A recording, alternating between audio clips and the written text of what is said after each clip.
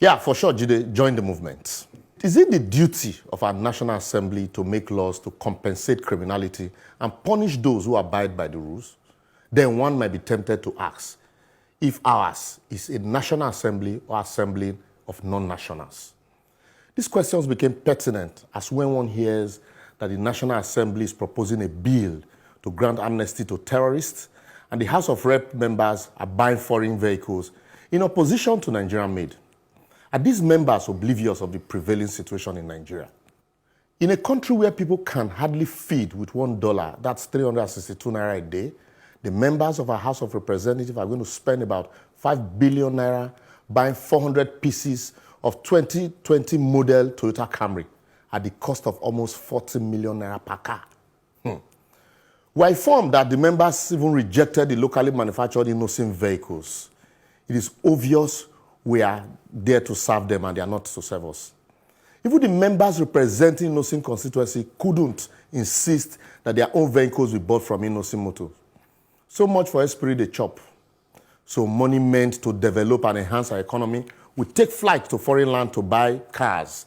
Yet tomorrow we'll borrow that same money with interest from the same foreign countries to buy more cars and consume more foreign goods. Don't forget, we have closed our land borders to enable us grow our local industry. Who be fool?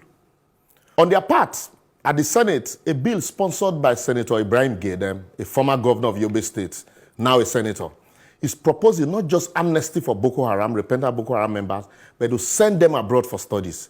Yet we say we don't compensate criminality here, as we deal with them decisively, like government will always say.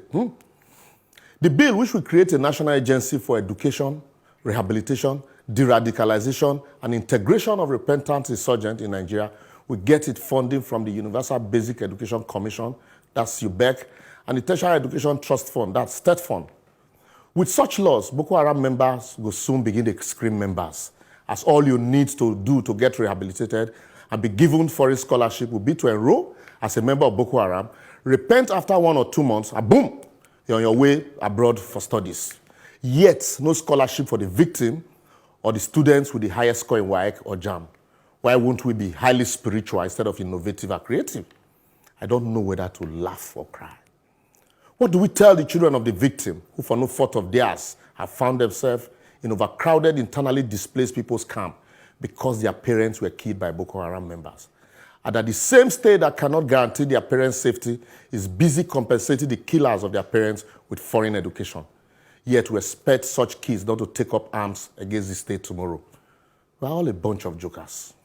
What will you tell the parents of Leah Shaibu, or the mother of the abducted schoolgirls in Dapchi, or those from Chibok, majority of whom are still in captivity today, or the parents of the boys slaughtered in their sleep in the secondary school in Buniyadi, that why the states that couldn't bring the killers of their ward and captors of their daughters to book, those arrested by the state are being compensated with salaries and foreign education. Yet a senator sponsored this bill. Make we fear God, oh. If we are rehabilitating and educating and reintegrating the terrorists, what happened to the victims who are increasing in their numbers by the day? Have they been rehabilitated? Maybe they don't need rehabilitation.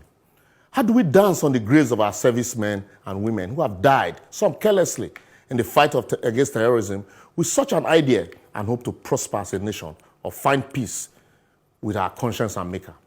With such ideas, without knowing it, we are gradually building an army of dissidents who will be emboldened to take up arms against the state in no distant time.